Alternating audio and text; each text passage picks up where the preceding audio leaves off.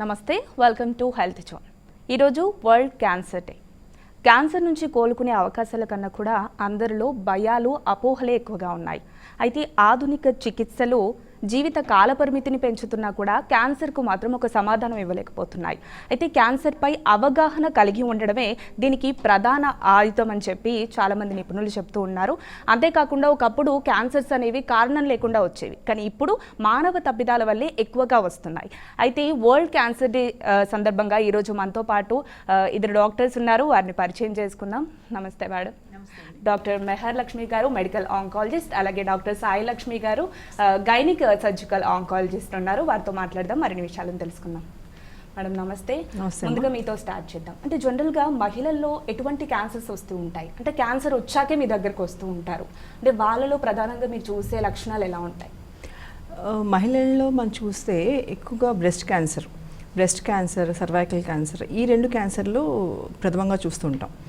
ఇప్పుడు హైదరాబాద్ స్పెసిఫిక్గా చూస్తే బ్రెస్ట్ క్యాన్సర్ చాలా ఎక్కువగా ఉంది. అంటే ఇండియాలో మొత్తం చూస్తే యాక్చువల్లీ ఈరోజు ఒక బుక్ రిలీజ్ చేశాము. అండ్ హైదరాబాద్ క్యాన్సర్ రిజిస్ట్రీ, అంటే అన్ని హాస్పిటల్స్లో ఏ క్యాన్సర్ ఎక్కువగా ఉంది అని డేటా కలెక్ట్ చేసి గత 5 ఏళ్ళుగా చూసుకుంటే బ్రెస్ట్ క్యాన్సర్ చాలా ప్రబలంగా ఉంది. సెకండ్ పొజిషన్ వచ్చి సర్వైకల్ క్యాన్సర్. ఇవి కాకుండా మిగతా యూట్రైన్ క్యాన్సర్స్, ఓవేరియన్ క్యాన్సర్స్, ఇవి కూడా ఉమెన్లో చూస్తాం. అవి కాకుండా మెన్లో వచ్చే క్యాన్సర్స్ అన్నీ కూడా ఉమెన్లో వస్తాయి. అంటే లంగ్ క్యాన్సర్ కావచ్చు, పేగు క్యాన్సర్ కావచ్చు, పొట్ట క్యాన్సర్ కావచ్చు. సో మిగతా భాగాల్లో ఏ భాగంలో అయినా క్యాన్సర్ రావచ్చు, కానీ ప్రథమంగా అయితే breast cancer. Okay. So madam, అంటే మీరు చెప్పండి, జనరల్గా అంటే గైనిక్ ప్రాబ్లమ్స్తో వచ్చే వాళ్ళకి మీరు స్క్రీనింగ్ చేస్తూ ఉంటారు కదా, అంటే మీరు ఎటువంటి లక్షణాలను చూస్తూ ఉంటారు వాళ్ళలో? లుక్ అండి, మోస్ట్ ఇంపార్టెంట్లీ పిల్లలు పుట్టారా, ఎంతమంది పుట్టారు, బ్రెస్ట్ ఫీడింగ్ చేశారా, ఏమన్నా ఫర్టిలిటీ ప్రాబ్లమ్స్ ఉన్నాయా, ఫర్టిలిటీ ప్రాబ్లమ్స్ ఉంటే ఫర్టిలిటీ ట్రీట్మెంట్ తీసుకున్నారా, ఎన్నాళ్ళు తీసుకున్నారు, ఎన్ని ఐవీఎఫ్స్ ఇప్పించుకున్నారు, అవి ఎన్ని ఫెయిల్ అయినాయి, ఎన్ని సక్సెస్ఫుల్ అయినాయి, దాంతోపాటు ఫ్యామిలీ హిస్టరీ. ఓకే. సో మనం ఒక డాక్టర్ దగ్గరికి వెళ్ళినప్పుడు ఏంటమ్మా ప్రాబ్లం అని కూర్చొని రాయటమే కాదు, వాళ్ళ ఫ్యామిలీ హిస్టరీ తీసుకోవడం ఈజ్ వెరీ ఇంపార్టెంట్. మీరు ఫ్యామిలీ హిస్టరీ తీసుకున్నప్పుడు అమ్మ వైపు, నాన్న వైపు ఏమన్నా క్యాన్సర్స్ ఉన్నాయా? బికాస్ కొన్ని క్యాన్సర్స్ అమ్మ, నాన్న వైపు నుంచి మనకి వంశపారంపర్యంగా వస్తాయి. ఇవన్నిటితో పాటు ఆ పర్సన్ హైట్ అండ్ వెయిట్, ఈ ఒబిసిటీ అన్న ప్రాబ్లంతో ఎంతోమందికి ఎక్కువగా క్యాన్సర్స్ చూస్తున్నాము. సో వెయిట్ తీసుకున్నప్పుడు వాళ్ళ BMI అనేది ఒకటి క్యాలిక్యులేట్ చేస్తాము. వాళ్ళకి చెప్పేస్తాము, అమ్మ నీ వెయిట్ నార్మల్ కేటగిరీలో ఉంది, లేదా ఒబీస్ ఉన్నావు, లేదా ఓవర్ వెయిట్ ఉన్నావు అని. ఇవన్నీ మనం ఇంత శ్రద్ధగా ఒక హిస్టరీ తీసుకున్నప్పుడు మనకు అర్థమవుతుంది ఈ అమ్మాయి రిస్క్ క్యాన్సర్, ఒబీస్ ఉన్న వాళ్ళకి యూట్రైన్ క్యాన్సర్ రిస్క్ ఉంది, PCOD ఉన్న వాళ్ళకి గర్భసంచి క్యాన్సర్స్ ఎక్కువగా చూస్తాము, బ్రెస్ట్ క్యాన్సర్ రిస్క్ ఎక్కువ ఉంది, దాంతోపాటు ఫ్యామిలీ హిస్టరీ. ఇవన్నిటితో పాటు సెక్షువల్లీ యాక్టివ్ పీపుల్ని తప్పనిసరిగా ప్యాప్స్మియర్ చేయించుకోమంటున్నాము. సో ప్యాప్స్మియర్ హిస్టరీ ఇవన్నీ తీసుకున్నప్పుడు ఆటోమేటికలీ మనకు అర్థమైపోతుంది ఈ అమ్మాయి క్యాన్సర్ రిస్క్, ఈ పలానా క్యాన్సర్కి రిస్క్ ఎక్కువ, తక్కువ, లేదా normal. So as a gynaecologist తప్పనిసరిగా pap smear, family history, height, weight, పిల్లల గురించి, బ్రెస్ట్ ఫీడింగ్ గురించి ఇవన్నీ కనుక్కోవడం makes lot of importance. Okay. So madam, క్యాన్సర్కి అసలు కనికరం లేదు అంటారు. అంటే అన్ని వయసుల వారికి కూడా క్యాన్సర్ వచ్చే ఛాన్సెస్ ఉంటుంది. ముఖ్యంగా పిల్లల్లో చూసుకుంటే మనం, అంటే పిల్లలకి ఎటువంటి క్యాన్సర్స్ వచ్చే ఛాన్సెస్ ఉంటాయి, ఎట్లాంటి లక్షణాలు పిల్లల్లో కనిపిస్తూ ఉంటాయి? మీరు చెప్పినట్టుగా చిన్నపిల్లల్లో కూడా క్యాన్సర్ రావచ్చమ్మా.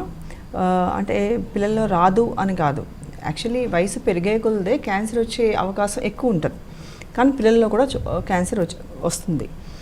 పిల్లల్లో ఎక్కువగా చూసేది బ్లడ్ క్యాన్సర్, ఎక్యూట్ లింఫోబ్లాస్టిక్ ల్యూకీమియా అనే బ్లడ్ క్యాన్సర్ ఎక్కువగా రావచ్చు. రెండోది కొన్ని రకాల క్యాన్సర్స్ పిల్లల్లో మాత్రమే చూస్తాం. అంటే ఇలా కొన్ని రకాల న్యూరోబ్లాస్టోమా అని, హెపటోబ్లాస్టోమా అని, ఈ ఐ క్యాన్సర్, రెటినోబ్లాస్టోమా అని, ఇవన్నీ పిల్లల్లో మాత్రమే చూస్తాం. అంటే ఒక తల్లి పిల్లవాడికి స్నానం చేస్తుండగా అప్పుడప్పుడు పొట్ట కొంచెం ఎత్తుగా, పొట్ట మీద గెడ్డ తగిలినట్టుగా కనిపించవచ్చు. వాళ్ళు మళ్ళీ హాస్పిటల్ తీసుకెళ్తే అది వాళ్ళు పరీక్ష చేస్తే అప్పుడప్పుడు క్యాన్సర్ కింద బయటపడవచ్చు. అంటే కిడ్నీ ట్యూమర్స్, ఈ పొట్టలో వచ్చే ట్యూమర్స్ అన్నీ ఇట్లా బయటపడతాయి. బ్లడ్ క్యాన్సర్కి వస్తే జనరల్గా పిల్లలకి జ్వరం రావచ్చు. జ్వరం వచ్చి ఆ జ్వరం తగ్గదు. నార్మల్గా యాంటీబయాటిక్స్ జ్వరం తగ్గే మందులు ఇస్తే జ్వరం తగ్గదు వాళ్ళకి. జ్వరం కంటిన్యూస్గా ఉండొచ్చు. అదే కాకుండా బ్లీడింగ్ అవ్వచ్చు. బ్లీడింగ్ అంటే పళ్ళల్లోంచి రక్తం రావచ్చు, ఒంటి మీద ఎర్ర మచ్చలు రావచ్చు, చిన్న కంతెలు రావచ్చు అనమాట. కంతెలు మెడలో కానీ చంకలో కానీ వీటిలో చిన్న గడ్డల్లా రావచ్చు. సో వాళ్ళకి పొట్ట కూడా కొంచెం పెద్దగా అవ్వచ్చు. సో ఇట్లాంటి లక్షణాలు ఉండి ఎవరికైతే జ్వరం తగ్గకుండా కంటిన్యూస్గా ఉంటుందో వాళ్ళకి ఖచ్చితంగా బ్లడ్ టెస్టులు చేయాలి. ఇప్పుడు బ్లడ్ క్యాన్సర్ డయాగ్నోసిస్ చాలా ఈజీ. జస్ట్ ఒక బ్లడ్ శాంపుల్ తీసి మైక్రోస్కోప్లో చూస్తే అందులో సెల్స్ బట్టి ఇది బ్లడ్ క్యాన్సర్ అవునా కాదో చెప్పొచ్చు. మన ఇంత ఈజీ కదా, ఎందుకు తొందరగా పట్టుకోలేమంటే, ఇప్పుడు మన పెరిఫరల్ సెంటర్స్ ఉన్నాయనుకోండి, అంటే వేరే చోట హాస్పిటల్స్ ఉంటే మన ఈ బ్లడ్ శాంపుల్ మెషిన్లో పెడతారు. మెషిన్లో పెడితే అది సెల్స్ రీడ్ చేయలేదు, సెల్స్ చెప్పలేదు ఈ మామూలు సెల్లా క్యాన్సర్ సెల్లా అన్నది. ఒక పెథాలజిస్ట్ చూడాలి. స్లైడ్ కానీ పెథాలజిస్ట్ చూస్తే ఖచ్చితంగా ఇందులో ఈ పలానా బిడ్డలో సెల్స్ తేడాగా ఉన్నాయి, ఖచ్చితంగా హయ్యర్ సెంటర్కి వెళ్ళాలి, పరీక్షలు చేయించుకోవాలి అని నిర్ధారించి మా దగ్గరికి వస్తూ ఉంటారు. ఓకే. అంటే ఈ పిల్లల్లో వచ్చే క్యాన్సర్స్లో ఏ క్యాన్సర్ని మనం డేంజర్గా అనుకోవచ్చు మేడం? అంటే ఒకవేళ ఈ క్యాన్సర్స్ వచ్చినా కూడా పిల్లల లైఫ్ స్పాన్ ఎంతవరకు ఉండే ఛాన్సెస్? పిల్లల్లో వచ్చే క్యాన్సర్ ఒక అద్భుతం ఏంటంటే 90% పూర్తిగా నయమైపోతాయి, పూర్తిగా నయం చేయొచ్చు. పిల్లల్లో అదే, పెద్దలకి పిల్లలకి అదే డిఫరెన్స్ ఎక్కువ. పిల్లల్లో వచ్చే బ్లడ్ క్యాన్సర్ అయితే అవనివ్వండి, లేకపోతే మిగతా ట్యూమర్స్ అయితే కానివ్వండి, మనం సక్రమంగా వైద్యం చేస్తే 100% తగ్గించవచ్చు. వైద్యం చాలా రోజులు ఉంటుంది. అంటే కొన్ని సైకిల్స్ అలాగా పెద్దల క్యాన్సర్ లాగా 2-3 నెలలు ఉండదు, కొన్ని సంవత్సరాలు దీర్ఘకాలంగా ఉంటాయి. అంటే 2 ఏళ్ళు అట్లా వైద్యం కూడా చేస్తాం. కానీ 100% రిజల్ట్స్ వస్తాయి. కానీ పిల్లలకి వైద్యం చేసినప్పుడు తల్లిదండ్రులు సపోర్ట్ చాలా అవసరం.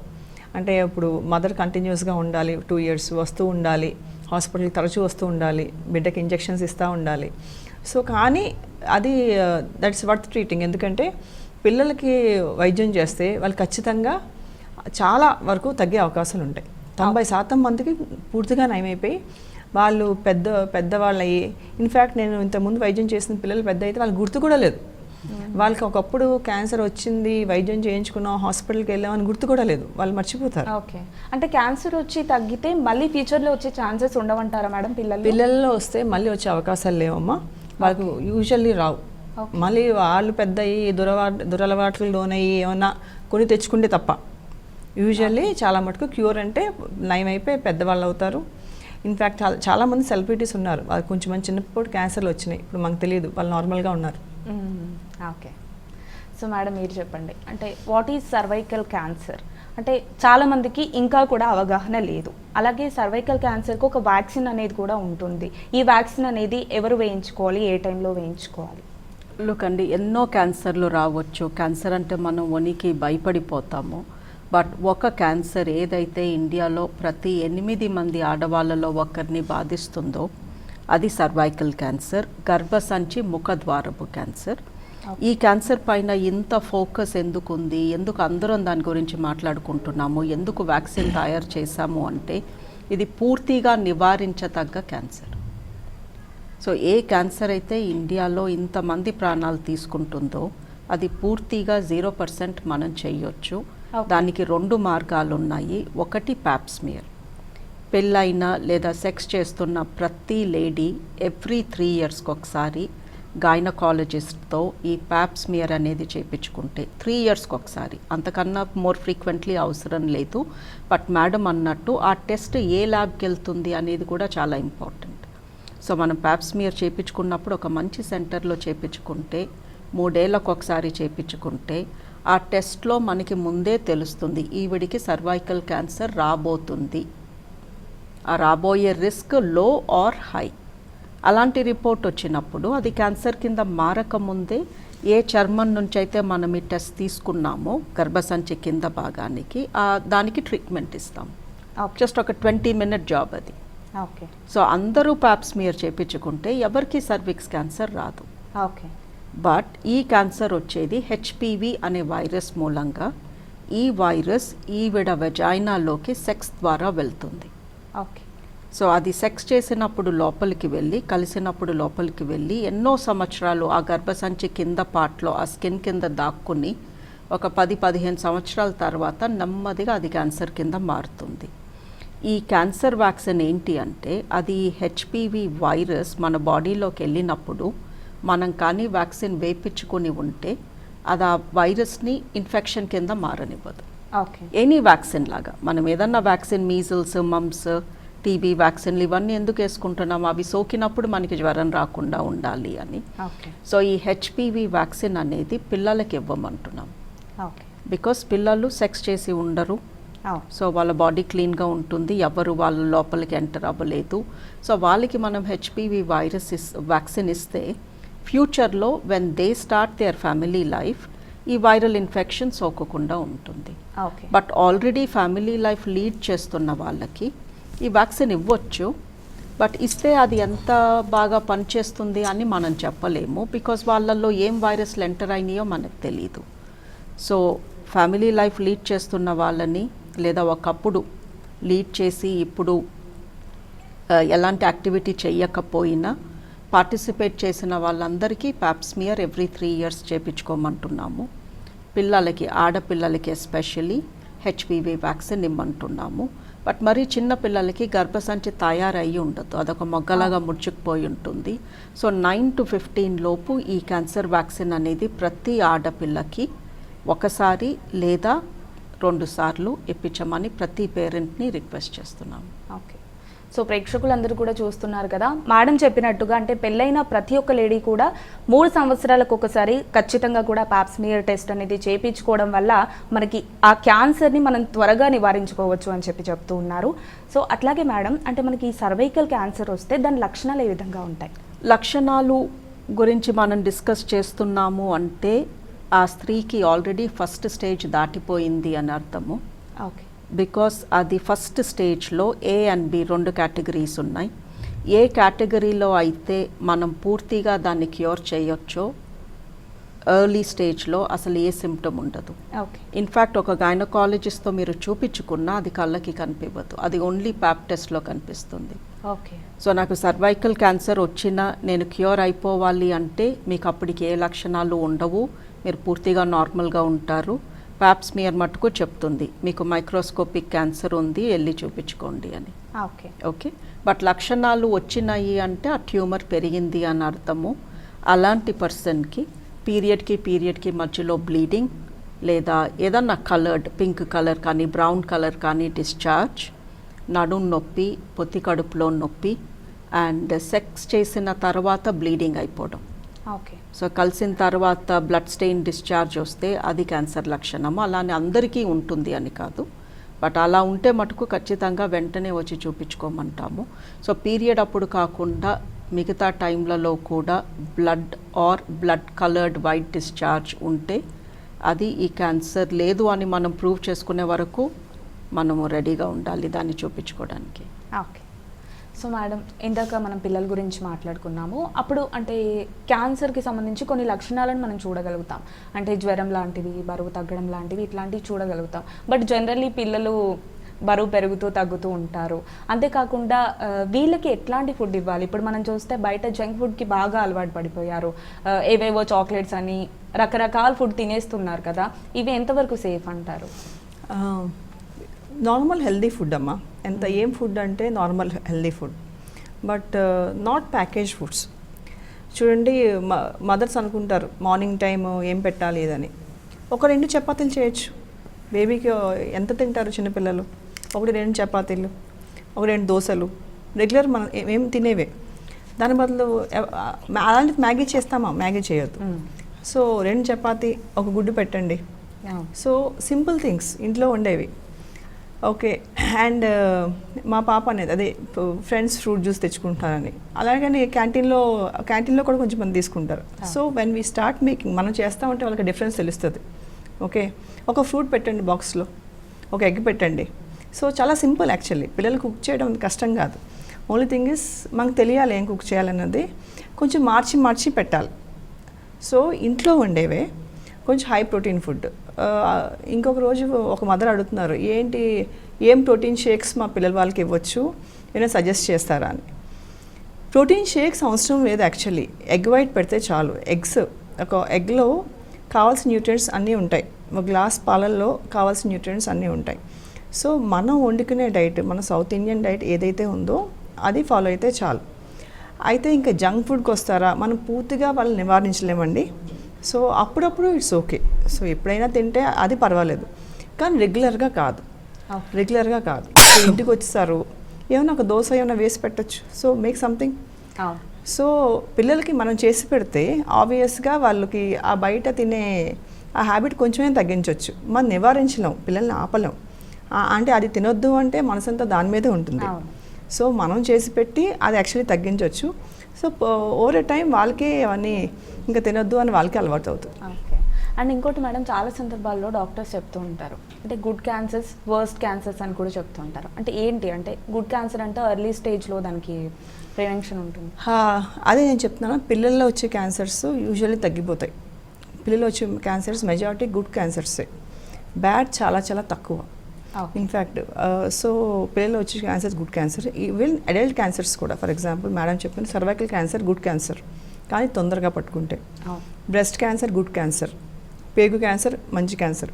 సో ఇట్లాంటివి మనం వైద్యం చేస్తే ఏదైతే పూర్తిగా నయమైపోయే అవకాశాలు ఉందో అవన్నీ మంచి క్యాన్సర్లు. మన అదృష్టం ఏంటంటే పూర్తిగా నయమైపోయే క్యాన్సర్లు మనం నివారించవచ్చు, తొందరగా కనిపెట్టవచ్చు. ఫర్ ఎగ్జాంపుల్ బ్రెస్ట్ క్యాన్సర్ పూర్తిగా తగ్గించవచ్చు, దాన్ని మనం తొందరగా కనిపెట్టవచ్చు. సర్వైకల్ క్యాన్సర్ మనం నివారించవచ్చు, ఒక వ్యాక్సిన్ ఉంది, ప్యాప్స్మియర్ ఉంది. సో మనకి భగవంతుడు అవకాశం ఇచ్చాడు, మీరు తొందరగా తెలుసుకోండి, మీకు ఒక అవకాశం ఉంది, మనం అవకాశాన్ని వాడుకోవాలి. అవకాశాన్ని వాడుకోకుండా వదిలేస్తే మనం చేయి దాటిపోతుంది, అది మనం చేసుకున్న తప్పిదం అది. సో మనకి ఏదైతే కామన్ క్యాన్సర్స్ ఏవైతే పూర్తిగా తగ్గించవచ్చో అవి పూర్తిగా ముందే కనిపెట్టవచ్చు. ఇన్వైట్ మనకి నివారణ పద్ధతులు కూడా ఉన్నాయి. ఓకే. సో మేడం, సర్వైకల్ క్యాన్సర్తో ఇప్పుడు చాలామంది ఇబ్బంది పెడుతున్నారు కాబట్టి ఒక చిన్న క్వశ్చన్, అంటే ఇందాక మీరు చెప్పినట్టు దానికి కొన్ని టెస్ట్లు ఉంటాయి, వ్యాక్సిన్ ఉంటుంది, ఇవన్నీ ఉంటాయి, బట్ చదువుకున్న వాళ్ళకి ఇవన్నీ తెలుసు.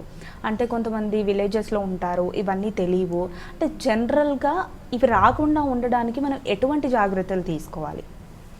లుకండి, కొన్ని క్యాన్సర్స్కి కారణాలు ఉన్నాయి, కొన్ని క్యాన్సర్స్కి కారణాలు లేవు. ఆ కారణం లేని క్యాన్సర్స్ ఎలా నివారించాలో మాకు కూడా తెలీదు. సో కారణం లేని క్యాన్సర్స్ పైన మనం ఫోకస్ చేయలేము. బట్ కారణం ఉన్న క్యాన్సర్స్, ఫస్ట్ది సర్విక్స్ క్యాన్సర్, అది సెక్స్ ద్వారా వస్తుంది. ఓకే, సెక్స్ చేయొద్దు అని మనం ఎవరికీ చెప్పలేము, because that is not going to happen. ప్రపంచం మొత్తంలో తినడము, పడుకోవడము, సెక్స్ చేయడం is the most commonest thing people do. But అది చేసేటప్పుడు సేఫ్టీ, మనం ఎవరితో చేస్తున్నాము, వాళ్ళు ఎలాంటి మనుషులు, వాళ్ళు ఇంకా ఎంతమందితో చేసి ఎలాంటి వైరల్ ఇన్ఫెక్షన్స్ వచ్చి ఉండొచ్చు. ఈ మధ్యన టీనేజర్స్ అండ్ కాలేజ్ గోయింగ్ గర్ల్స్కి అదొక పియర్ ప్రెషర్ అయిపోయింది. అంటే పెళ్ళికి ముందు సోషలైజింగ్ అని, కో లివింగ్ అని, వాట్ ఎవర్ యూనో. సో చేయకపోతే అదేదో తప్పులాగా భావిస్తున్నారు. అలాంటప్పుడు వాళ్ళు they have to be a bit more sensible about it and regular testing. So మనం కొంచెము మన బాడీ గురించి కూడా ఆలోచించాలి. నా ఫ్రెండ్స్ ఏమనుకుంటున్నారు, వాళ్ళు ఏం చేస్తున్నారు, నేను అదే చేయాలి కాదు. ఇతనితో ఉంటే మీకు సేఫా కాదా, సేఫ్టీ వాడాలా వాడకూడదా, ఇలాంటి ఆలోచన ఫస్ట్ ఒక లేడీ థింక్ చేయాలి. స్టేబుల్ రిలేషన్షిప్లో లేని వాళ్ళు, పెళ్ళి కాని వాళ్ళు. And time to time tests చేయించుకోవాలి. ఓకే. అండ్ రొమ్ము క్యాన్సర్కి 90% కారణం తెలీదు, ఎవరికి వస్తుందో తెలీదు, ఎందుకు వస్తుందో తెలీదు. బట్ మనకి తెలుసు, పిల్లలు పుట్టని వాళ్ళకి, బ్రెస్ట్ ఫీడింగ్ చేయని వాళ్ళకి, ఆర్ ఒబిసిటీ ఉన్న వాళ్ళకి, ఫ్యామిలీ హిస్టరీ ఉన్న వాళ్ళకి ఎక్కువ వస్తుంది. సో ఈ 4లో నాకు ఏదన్నా రిస్క్ ఫ్యాక్టర్ ఉందనుకోండి, నేను అందరికన్నా ఇంకొంచెం జాగ్రత్తగా ఉండాలి, ఇంకొంచెం ఫ్రీక్వెంట్గా నన్ను నేను చెక్ చేసుకుంటూ ఉండాలి. సో అంటే మీరు చెప్పినట్టు మల్టిపుల్ రిలేషన్స్ ఉన్నప్పుడు సేఫ్గా ఉండాలి అని చెప్తున్నారు. But what about partner madam? అంటే పార్ట్నర్తో ఉన్నప్పుడు కూడా అంత సేఫ్గా ఉండాలి అంటారు? లేదండి, ఒక పార్ట్నర్తో ఉన్నప్పుడు మీకు వైరల్ ఎక్స్చేంజ్ జరిగిపోతుంది. Okay. So anyway when you want to conceive, pregnancy కావాలి అనుకున్నప్పుడు అన్ప్రొటెక్టెడ్గా మీట్ అవుతారు. అలాంటప్పుడు వైరల్ ఇన్ఫెక్షన్స్ జరుగుతూ ఉంటాయి. సో ఇన్స్టెడ్ ఎవరితో నాకేమంటేసిందో అన్న భయం ఉన్నప్పుడు వారు ఉండాలి, ప్రతి ఒక్కరికి ఆ భయం ఉండాలి. యాజ్ అ హ్యూమన్ బీయింగ్ నాకేమైపోతుందో టైం టు టైం టెస్ట్ చేయించుకోవడం. All we're asking for cervix cancer is 3 ఏళ్ళకు ఒకసారి. 3 ఏళ్ళకు ఒకసారి కూడా టెస్ట్ చేయించుకోకుండా ఎవరైనా ఎలా ఉంటారు? మీరు అన్నట్టు కొంతమందికి పాప్స్మియర్ అనే పదమే తెలీదు, బట్ మీ మీడియా చేస్తున్నది అదే కదా. మాకున్న నాలెడ్జ్ని ఎక్కడెక్కడికో ప్రతి ఒక్కళ్ళ ఇంటికి తీసుకెళ్తున్నారు. మరీ విలేజెస్లో ఉండి అసలు ఏ నాలెడ్జ్ లేని వాళ్ళకి గవర్నమెంట్ షుడ్ డూ దట్. ఈ సర్వైకల్ క్యాన్సర్ స్క్రీనింగ్ ప్రోగ్రామ్స్ అని నడుపుతూ ఉంటారు, చారిటీ ఎన్జిఓస్ చాలామంది చేస్తూ ఉంటారు. అలాంటి సెటప్ ఉన్నప్పుడు వెళ్ళి చేయించుకోవాలి. సో మేడం మీరు చెప్పండి, అంటే ఇప్పటివరకు కూడా మనం ఎక్కువ లేడీస్ గురించే మాట్లాడుకున్నాం, బట్ మెన్స్లో కూడా క్యాన్సర్స్ అనేవి రకరకాలుగా ఉంటాయి. అంటే ఎన్ని రకాలుగా ఉంటాయి, ఎలాంటి క్యాన్సర్స్ ఎక్కువ డేంజర్? మెన్లో అమ్మ టాప్ టు బాటమ్ ఉమెన్ లాగే మా అబ్బాయిల్లో కూడా పైనుంచి కింద వరకు ఏ భాగానికైనా క్యాన్సర్ రావచ్చు. కానీ ప్రప్రథమంగా చూసుకుంటే లంగ్ క్యాన్సర్ చాలా కామన్. అవును, ప్రపంచవ్యాప్తంగా కూడా లంగ్ క్యాన్సర్ చాలా కామన్. లంగ్ క్యాన్సర్ ఈ ఓరల్ క్యావిటీ. ఇప్పుడు హైదరాబాద్లో చూస్తే నవ్వులతోనే ఉంటారు, తంబాకు, ఈ గుట్కా, పాను నవ్వులతోనే ఉంటారు. అవును. సో దీనివల్ల ఓరల్ క్యావిటీ అంటే ఇక్కడ పెట్టుకోవడం వల్ల ఈ దవడ క్యాన్సరు, టంగ్ క్యాన్సరు, నెక్స్ట్ నాలుక క్యాన్సరు, అండ్ నోట్లో ఏ భాగానికన్నా క్యాన్సర్ వచ్చే అవకాశాలు చాలా ఎక్కువ ఉన్నాయి. రెండవది నేను చెప్పినట్టుగా ఊపిరితిత్తుల క్యాన్సర్. అది కాక ఏ భాగానికైనా అంటే పొట్ట క్యాన్సర్ అవ్వచ్చు, ప్రాస్టేట్ అనే గ్రంథి ప్రాస్టేట్ క్యాన్సర్ కావచ్చు, పేగుల క్యాన్సర్ కావచ్చు. ఇవన్నీ క్యాన్సర్లు కూడా మగవాళ్ళలో వచ్చే అవకాశం ఉంది. కానీ ఎక్కువగా నేను చెప్తున్నట్టు ఓరల్ క్యావిటీ, లంగ్ చాలా కామన్. ఓకే.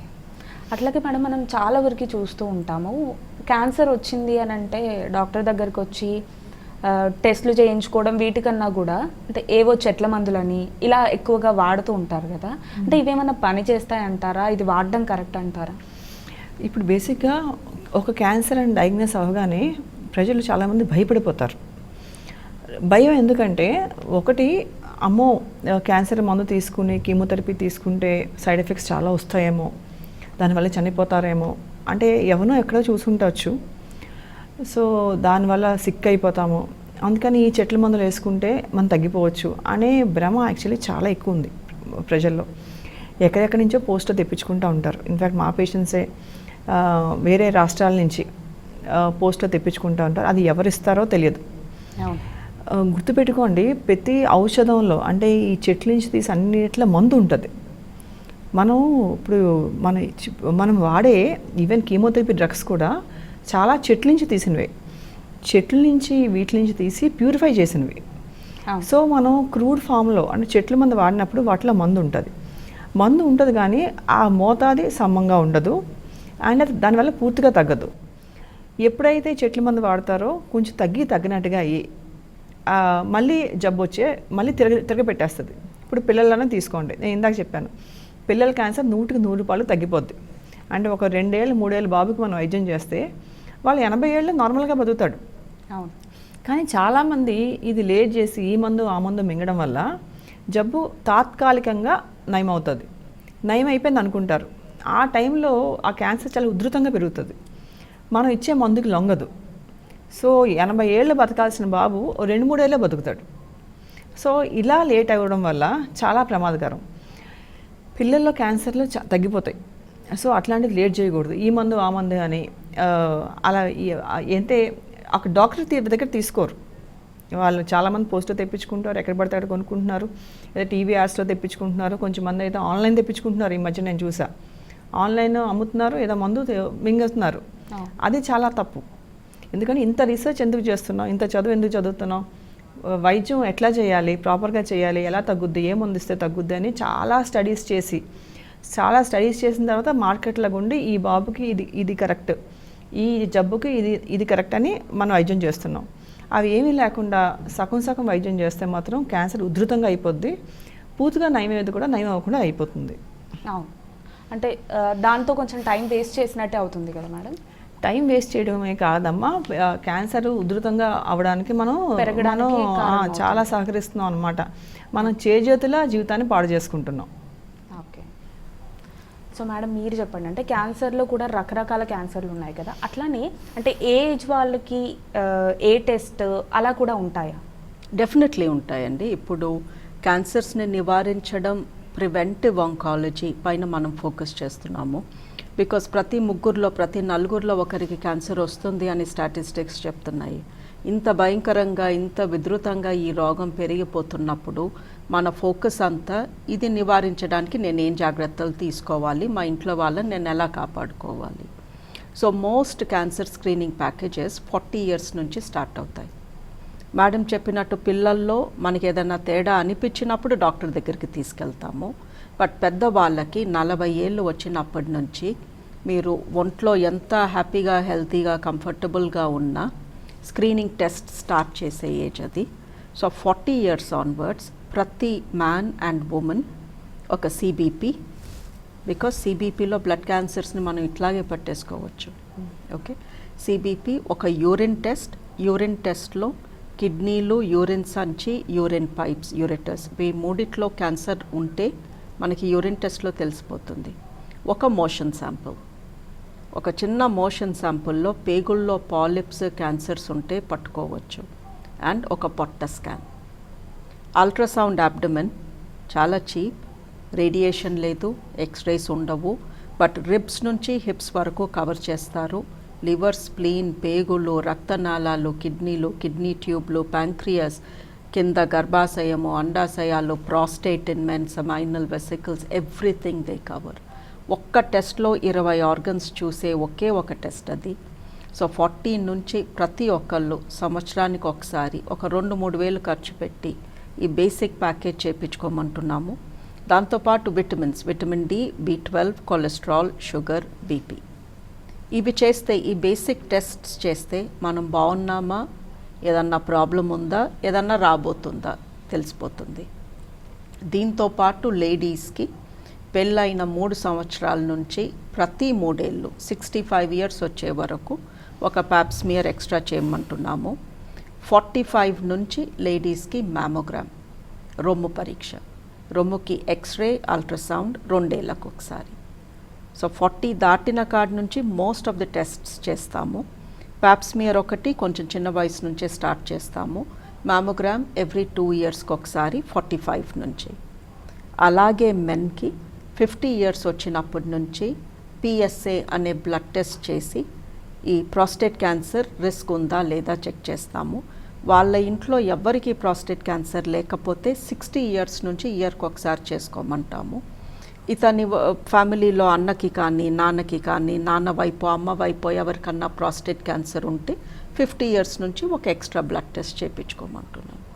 సో మీరు ఆలోచిస్తే మేము అడిగేది చాలా తక్కువ. ఒక యూరిన్ శాంపుల్, ఒక మోషన్ శాంపుల్, ఒక సిబిపి, పొట్ట స్కాన్ ఎవరైనా చేయించుకోగలరు. Middle class, lower middle class నుంచి ఎవరైనా చేయించుకోగలరు. ఓకే. సో మేడం మీరు చెప్పండి, అంటే క్యాన్సర్పై అవగాహన ఉండడం వల్ల ఖచ్చితంగా దాన్ని తొందరగా కూడా మనం తగ్గించుకోవచ్చు అని చెప్తూ ఉంటారు. అంటే క్యాన్సర్ ఉన్న వాళ్ళు, అంటే క్యాన్సర్ ఆల్రెడీ ఉండి జెనెటికల్గా వచ్చిన వాళ్ళు ఎట్లాంటి జాగ్రత్తలు తీసుకోవాలి, ఎలాంటి టెస్ట్లు ఉంటాయి, అలాగే నాన్ క్యాన్సర్ ఫ్యామిలీస్ కూడా ఉంటాయి కదా, వీళ్ళు ఎటువంటి జాగ్రత్తలు తీసుకోవాలి? చూడమ్మా, అన్ని క్యాన్సర్స్ ఫ్యామిలీస్లో రన్ అవ్వవు. ఫ్యామిలీస్లో రన్ అయ్యే క్యాన్సర్ మనం చూసుకుంటే 5% కన్నా చాలా తక్కువ. ఇన్ఫ్యాక్ట్ కొన్ని రకాల పేషెంట్స్ వస్తారు, మా మదర్కి క్యాన్సర్, ఫాదర్కి క్యాన్సర్ ఉండి చనిపోయారని. కానీ అన్ని జెనెటికల్ లింక్ అవ్వకపోవచ్చు. ఇప్పుడు ఒక పేషెంట్కి క్యాన్సర్ వస్తే ఒకటి వాళ్ళ personal habits, next environment influence. ఒక ఇద్దరు ట్విన్స్ 2 వేరు చోట పెరిగితే ఒకళ్ళు ఒకలాగా పెరుగుతారు, ఇంకొకలాగా పెరుగుతారు. ఎందుకంటే అది ప్యూర్ జీన్స్ కాదు. ఎన్విరాన్మెంట్ అంటే మన చుట్టుపక్కల ఉండే ప్రదేశం ఒక ఇంపాక్ట్ చాలా ఉంటుంది. సో చుట్టుపక్కల ప్రదేశంలో ఎట్లా ఉంటాయో దాని ఇంపాక్ట్ చాలా ఉంటుంది. సో మనం తినే ఆహారం, సరౌండింగ్స్, నెక్స్ట్ లాస్ట్ జీన్స్లో వచ్చే క్యాన్సర్స్ యాక్చువల్ చాలా తక్కువ. కొన్ని రకాలు మనం కామన్గా చూస్తూ ఉంటాం. అప్పుడు చూడండి, న్యూస్లో చాలా వచ్చింది, యాంజెలినా జోలీకి ఒక రకమైన మ్యూటేషన్ వచ్చింది, ఆమె రొమ్ములు తీయించుకుందని. సో అట్లాంటి జీన్స్ కొన్ని ఉంటే వాళ్ళకి స్క్రీనింగ్ ఎక్కువ, అంటే క్లోజ్గా స్క్రీన్ చేస్తాం. అంటే వాళ్ళకి ఎక్కువ బ్రెస్ట్ క్యాన్సర్ ఎక్కువ వచ్చే అవకాశం ఉంది, ఈ అండాశయాల క్యాన్సర్ ఎక్కువ వచ్చే అవకాశం ఉంది. అలా ప్యాంక్రియాస్ అని, ప్రాస్టేట్ అని, అంటే అమ్మాయిలకే కాదు, అట్లాంటి జీన్స్ ఉంటే అబ్బాయిలను కూడా టెస్ట్ చేయాలి. సో అబ్బాయిల్లో కూడా ఈ ప్యాంక్రియాస్, ఈ ప్రాస్టేట్, ఇన్ఫ్యాక్ట్ బ్రెస్ట్ క్యాన్సర్ అబ్బాయిల్లో కూడా రావచ్చు. సో వాళ్ళు కూడా ఇలాంటి స్క్రీనింగ్ అవి చేస్తాం. సో జీన్స్ రోల్ కొంచెం శాతం, మిగతాదంతా ఎన్విరాన్మెంట్, మన హ్యాబిట్స్. ఫర్ ఎగ్జాంపుల్ ఇప్పుడు మనం చూస్తున్నాం సినిమాల్లో స్మోకింగ్ ఒక ఫ్యాషన్లా చూపిస్తున్నారు, మందు అయితే ఇంకా ఫ్యాషన్ లాగా చూపిస్తున్నారు. కింద చిన్న చిన్న టైటిల్ వేస్తారు, పొగ త్రాగడం హానికరం అని. అది ఎవరు చదువుతారో కూడా తెలియదు. ఇన్ఫ్యాక్ట్ ముందు ప్రతి దాని ముందు సినిమా చూసే ముందు ఒక చిన్న ట్రైలర్ వస్తుంది. ఇన్ఫ్యాక్ట్ చూసేవాళ్ళు భయంకరంగా అనిపిస్తుంది, యాక్చువల్లీ భయంకరమే కాదు, అది చాలా తక్కువ చూపిస్తున్నాడు. ఇన్ఫ్యాక్ట్ పేషెంట్స్ ఇంకా భయంకరంగా బాధపడుతూ ఉంటారు. సో పొగ త్రాగి చాలా క్యాన్సర్ వచ్చే అవకాశం ఉంటుంది. సో తెలిసి అది కొని తెచ్చుకోవడం కదా. సో ఏదైతే మనం చేతిలో ఉందో మనం కొని తెచ్చుకునే క్యాన్సర్లు అది ఖచ్చితంగా నివారించాలి. అంటే పొగ త్రాగడం హానికరమే కాదు క్యాన్సర్కి కారణము అని ప్రతిసారి చెప్పినా కూడా first of all government ban చేయట్లేదు. గవర్నమెంట్ పాలసీ రావాలి, ఏ పొగ తాగడం అది అసలు అమ్మకూడదు. అఫ్కోర్స్ అమ్మకపోతే మళ్ళీ బ్లాక్ మార్కెట్లు కొనుక్కోవచ్చు, ఇవన్నీ చేస్తారని అది ఓపెన్గా చేశారు. కానీ ప్రతి మనిషికి వాళ్ళ హెల్త్ మీద వాళ్ళ కాన్షియస్నెస్ ఉండాలి, ఇది నా బాడీ, నేను జాగ్రత్తగా చూసుకోవాలని. సో ఏదైతే మనం నివారించవచ్చో అవి దూరం పెట్టాలమ్మా. నెక్స్ట్ వ్యాక్సిన్స్ గురించి ఇందాక మాట్లాడుకున్నప్పుడు అబ్బాయిల్లో కూడా ఖచ్చితంగా వ్యాక్సినేషన్ చేయించాలి. ఇప్పుడు మేడం చెప్పినట్టుగా హెచ్పివి వ్యాక్సిన్ సర్వైకల్ క్యాన్సర్ని నివారిస్తుంది. సో అబ్బాయిలో ఏమి నివారిస్తుంది, అబ్బాయిలకు కూడా ఈ వ్యాక్సిన్ వేయాలి. అదే 9 years 9 సంవత్సరాలు దాటిన పిల్లలకి 14 సంవత్సరాల లోపలైతే 2 డోసులు, 14 సంవత్సరాలు దాటిన తర్వాత 3 డోసులు వేయాల్సి వస్తుంది. సో 14 ఏళ్ళ లోపలైతే 2 డోసులతో సరిపోతుంది.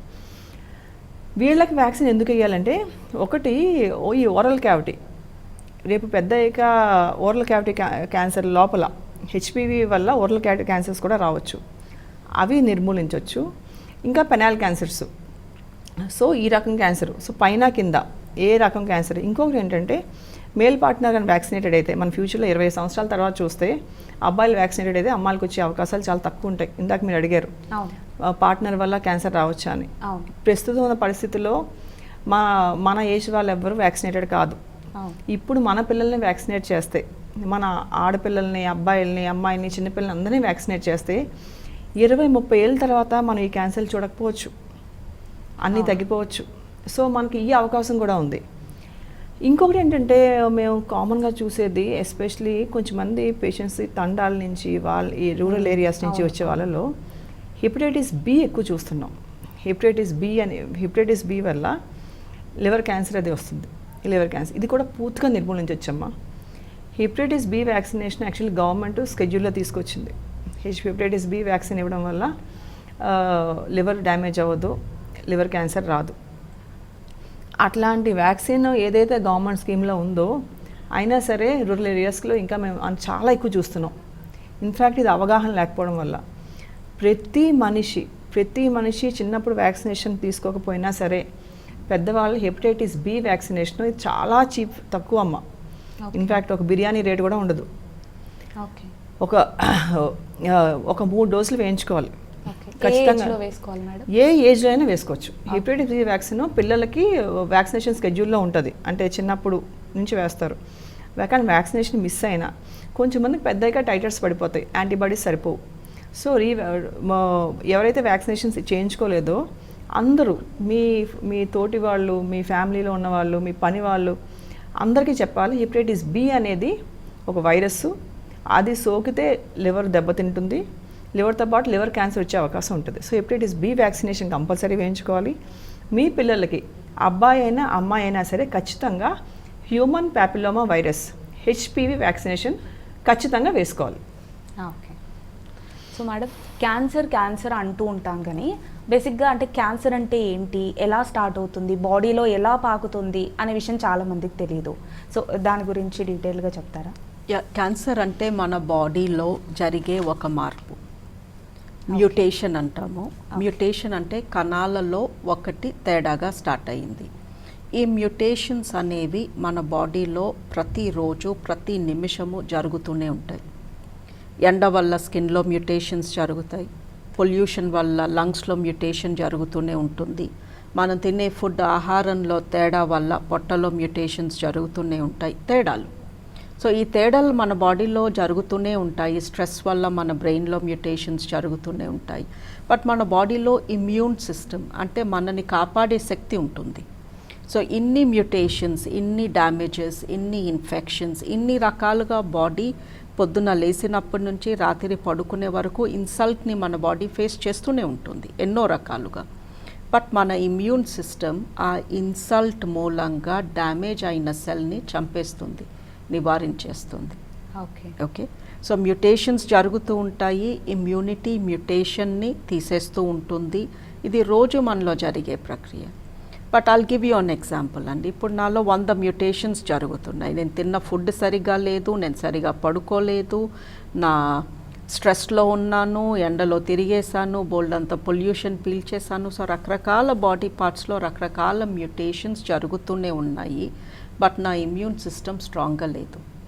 నేను సరిగా ఫుడ్ తీసుకోవట్లేదు, సరిగా పడుకోవట్లేదు, సరిగా రిలాక్స్ అవ్వట్లేదు, సరిగా ఎక్సర్సైజ్ చేయట్లేదు, అండ్ నా బాడీ వీక్గా ఉంది. జలుబులు, జ్వరాలు ఇవన్నీ వస్తున్నాయి, ఫైనాన్షియల్ ట్రబుల్స్ ఉన్నాయి. ఇవన్నీ మూలంగా ఇమ్యూన్ సిస్టమ్ తగ్గింది.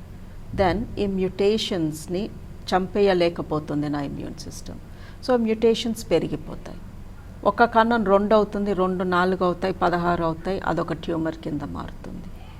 So that is how the cancer starts. But ప్రతిసారి ఇమ్యూన్ సిస్టమ్ సరిగా లేకే క్యాన్సర్ కాదు. ఒక్కొక్కసారి కొన్ని మ్యూటేషన్స్ చాలా పవర్ఫుల్గా ఉంటాయి. Certain viral infections, hepatitis B infection or ఒక డేంజర్ టైప్ హెచ్పివి నా బాడీలోకి ఎంటర్ అయిందనుకోండి, ఆ మ్యూటేషన్ ఎంత స్ట్రాంగ్గా ఉంటుంది అంటే నా ఇమ్యూన్ సిస్టమ్ స్ట్రాంగ్గా ఉన్నా నేను దాన్ని డీల్ చేయలేకపోతాను. సో మెనీ క్యాన్సర్స్ మన ఇమ్యూన్ సిస్టమ్ స్ట్రాంగ్గా లేక స్టార్ట్ అవుతాయి. ఆ ఇమ్యూన్ సిస్టమ్ అందుకే అంటున్నాం, సరిగా తినండి, సరిపడా పడుకోండి, స్ట్రెస్ తగ్గించుకోండి, ఎక్సర్సైజ్ చేయండి. ఎక్సర్సైజ్ చేసినప్పుడు ఊపిరి డీప్గా పీలుస్తాము, ఎక్కువసార్లు పీలుస్తాము, ఆక్సిజన్ ఎక్కువ పీల్చుకుంటాము. ఆక్సిజన్ మూలంగా మన మ్యూటేషన్స్ని చంపే కెపాసిటీ పెరుగుతుంది. So cancer starts with a mutation. ఆ మ్యూటేషన్కి కారణం రకరకాలు ఉండొచ్చు. Most of the times common కారణాలే. ఆ కామన్ కారణాలని ఎంతోమంది వాళ్ళ గుడ్ ఇమ్యూన్ సిస్టమ్తో తీసేస్తున్నారు. ఇమ్యూన్ సిస్టమ్ స్ట్రాంగ్గా లేకపోతే mutations are turning into cancers. Okay, so అట్లనే మేడం, క్యాన్సర్ అనేది ఒక కణితి రూపంలో కనిపిస్తుంది అని అంటూ ఉంటారు కదా, అంటే ఏ కణితి ఏ క్యాన్సర్ అనేది మనం గుర్తించవచ్చా? అది ఏ బాడీ పార్ట్లో ఉందో దాన్ని బట్టి. ఓకే, బ్రెస్ట్లో ఉంటే బ్రొమ్ము క్యాన్సర్ అంటున్నాము, ప్యాంక్రియాస్లో ఉంటే ప్యాంక్రియాటిక్ క్యాన్సర్. సో ఏదన్నా కూడా ఒక కణితి రూపంలో బయటపడుతుంది. రక్తం క్యాన్సర్లు ఒకటి మటుకు రక్తంలోనే తిరుగుతూ ఉంటాయి, కణితిలాగా కనిపించకపోవచ్చు. ఓకే, సో మేడం మీరు చెప్పండి, అంటే ఒక చిన్నది విన్నా నేను, ఇది ఎంతవరకు కరెక్టో నాకు తెలియదు. హోమ్ రెమెడీస్ ద్వారా మనం క్యాన్సర్ని కంట్రోల్ చేయొచ్చా? అంటే ఈ మధ్య సోషల్ మీడియాలో చూసాం, ఎవరో సిద్ధు అని ఒక వాళ్ళ వైఫ్కి హోమ్ రెమెడీస్ ద్వారా క్యాన్సర్ అనేది కంట్రోల్ అయింది అని చెప్పేసి విన్నాము.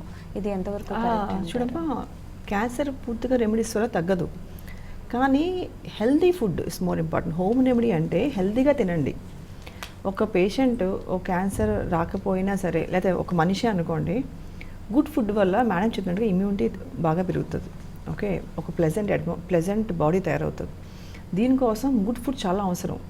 అంటే మన హోమ్ రెమెడీ, హోమ్ ఫుడ్ అని ఎందుకు స్ట్రెస్ చేయాల్సి వస్తుంది? ఎందుకంటే బయట ఫుడ్ ఎక్కువైపోయింది. అది ఎన్ని రోజులు తయారవుతుందో తెలియదు, ఎన్నిసార్లు వేడి చేసారో తెలియదు. ప్యాకేజ్ ఫుడ్స్, మన ప్యాకెట్లో ఫుడ్ దొరుకుతుంది, చాలా రోజులు ప్రిజర్వేటివ్స్ పెట్టి రోజులు తినాల్సి వస్తుంది. సో యాక్చువల్లీ మన లైఫ్ స్టైల్ మారిపోతుంది. అలా కాకుండా ఇంట్లో తినండి, ఫ్రెష్గా కుక్ చేసుకుని తినండి. So home remedy is nothing but freshly cooked food. Okay, దానివల్ల మన రెసిస్టెన్స్ పెరుగుతుంది. ఓకే, గుడ్ ప్రోటీన్ డైట్, ఇవన్నీ హీలింగ్కి ఉపయోగపడతాయి. దానివల్లే పూర్తిగా మనం క్యాన్సర్ నయం చేయలేం. క్యాన్సర్ హ్యాపీగా దీనివల్ల నయం చేస్తే ఇంక చదువుకోకర్లేదు. బేసిక్గా ఆంకాలజీ బ్రాంచే వద్దు, ఫుడ్ తినండి నయం చేయండి కాదు, అది కాదు. వైద్యం చేయించుకోండి, గుడ్ ఫుడ్ తినండి. అది that is the home remedy అనేది, that will add to it. For example peaceful mind, yoga, meditation ఇవన్నీ యాడ్ చేస్తాయి. ఇన్ఫ్యాక్ట్ సపోర్ట్ చేస్తుంది. ఇద్దరు పేషెంట్స్ ఉంటే బాగా యాంగ్షియస్ పేషెంట్ ట్రీట్మెంట్ తట్టుకోవడం చాలా కష్టం అవుతుంది. వాళ్ళు చాలా యాంగ్షియస్గా ఉంటారు, వాళ్ళకి వాంతులు ఎక్కువ అవుతాయి, వాళ్ళు ఫుల్ డోస్ ఇవ్వలేము మందులు. మన డోసులు తగ్గించాల్సి వస్తుంది. ఎప్పుడైతే డోస్ అయితే తగ్గిస్తామో అప్పుడప్పుడు మందు పనిచేయకపోవచ్చు. సో వాళ్ళకి మనకి కావాల్సిన రిజల్ట్స్ రాదు. అదే ఇంకొక పేషెంట్ చూడండి, ప్లెజెంట్గా ఉంటారు, ఏదో మెడిటేషన్ చేసుకున్నా వాళ్ళు ఏమీ కాదు అనే గుండె ధైర్యంతో ఉంటారు. వాళ్ళు గుడ్ ఫుడ్ తింటారు, ఈ హోమ్ రెమెడీలో ఇంట్లో చేసిన ఫుడ్ తింటారు. సో వీళ్ళు ఎవరికైతే మానసిక పరిస్థితి ప్లెజెంట్గా ఉండి వాళ్ళు చాలా స్ట్రాంగ్ ఉంటారో వాళ్ళ ట్రీట్మెంట్ సైడ్ ఎఫెక్ట్సే రావు. మేము చూస్తుంటాం కదా, వాళ్ళకి ఏ మందు ఇచ్చినా ఆ సైడ్ ఎఫెక్ట్స్ రాకుండా ఉంటాయి. వాళ్ళు ఫుల్ డోస్ ఇస్తాము, వాళ్ళ వాళ్ళు క్యాన్సర్ తగ్గిపోద్ది, హ్యాపీగా పని చేసుకుంటూ ఉంటారు. ఆఫీస్కి వెళ్తారు, పని అంటే వాళ్ళ క్యాన్సర్ వచ్చినా లేకపోయినా తేడా పడదు. ఈ మానసిక పరిస్థితి అనేది చాలా చాలా ఇంపార్టెంట్.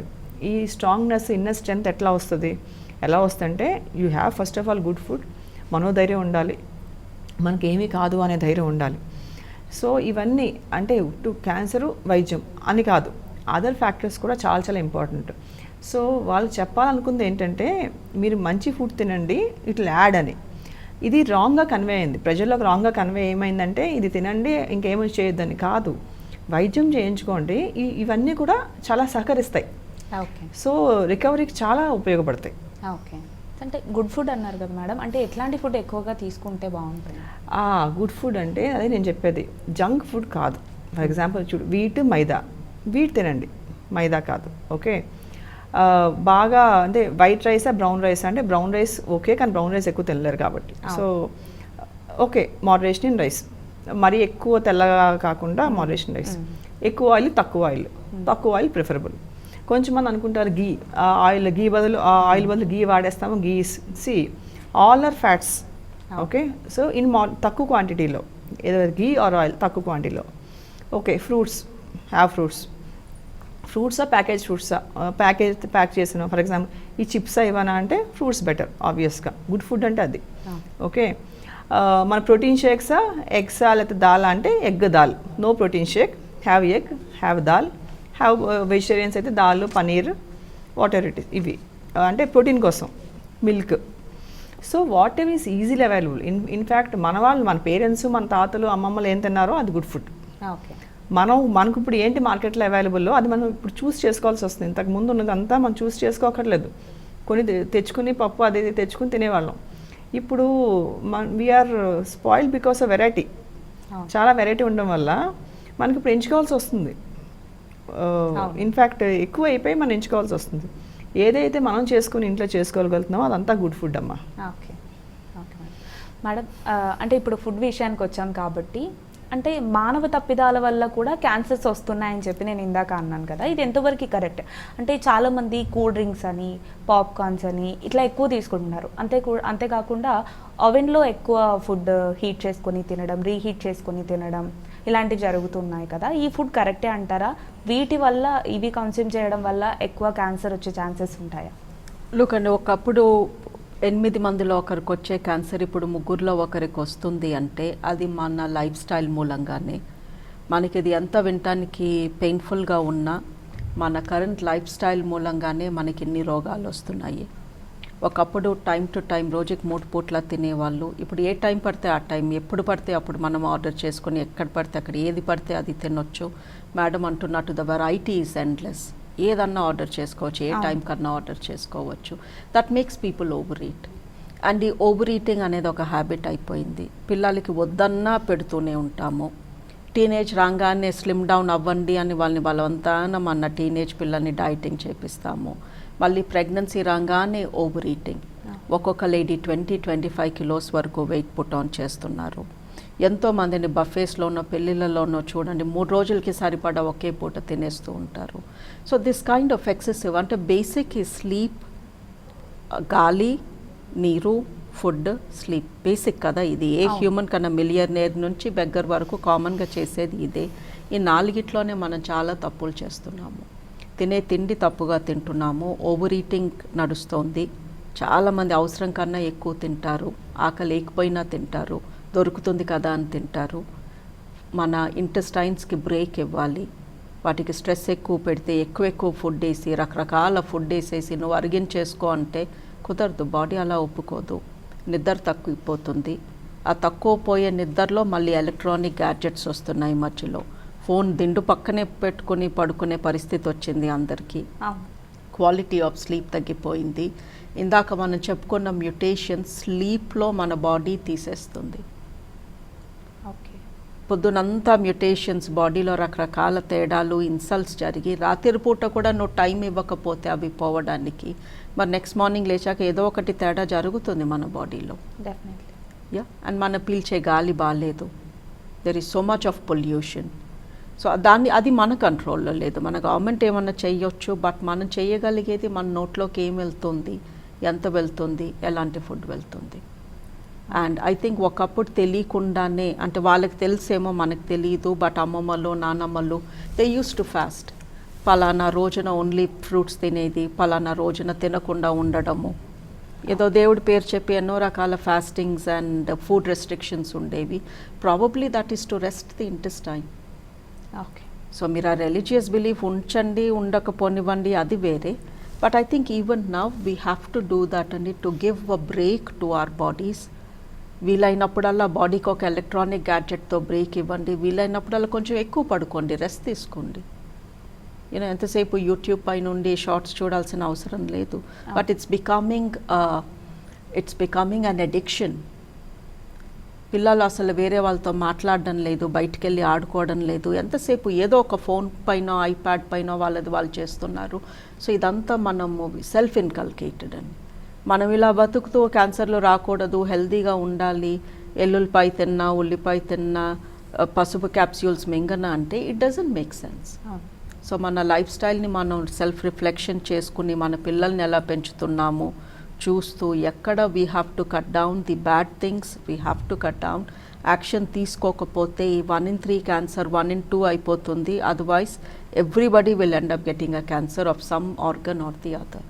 ఓకే. సో మేడం, ఇందాక లంగ్ క్యాన్సర్ గురించి చెప్పారు. డస్ట్ కూడా అంతే ప్రమాదకరం కదా? అట్లాగే అంటే మనం చూస్తే ఒక ప్లేస్లో open cast thermal power station ఇలా 2 ఉన్న ప్లేస్ కూడా ఉంది మన తెలంగాణలోనే.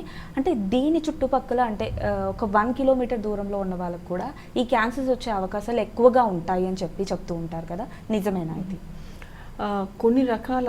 ఇప్పుడు లంగ్ క్యాన్సరే తీసుకోండి, అఫ్ కోర్స్ కొన్ని రకాల కెమికల్స్ పీలిస్తే లంగ్ క్యాన్సర్ వచ్చే అవకాశాలు ఎక్కువ ఉంటాయి.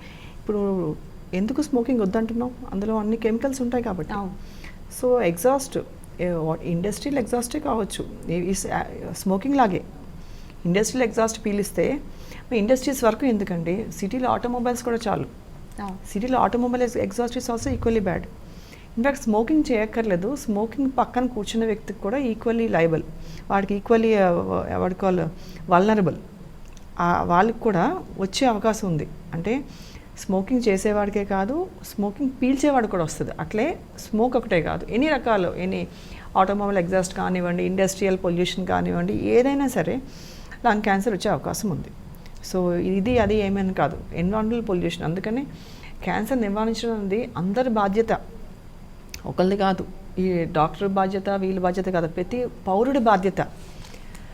మన చుట్టుపక్కల శుభ్రంగా ఉంచుకోవాలి, ఏది పొల్యూటెడ్గా చేయకూడదు. మన నీరు, గాలి, భూమి అన్నిటిని శుభ్రంగా ఉంచుకోవాలి. ఇది ప్రతి మనిషి బాధ్యత.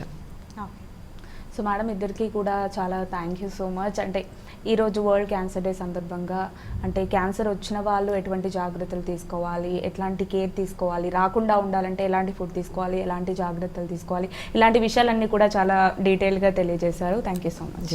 Thank you. సో మరి చూసారు కదా, ఇది ఇవాల్టి హెల్త్ జోన్. మరో ఇంట్రెస్టింగ్ ఎపిసోడ్తో మళ్ళీ కలుద్దాం. Until then keep watching Vanitha TV. నమస్తే.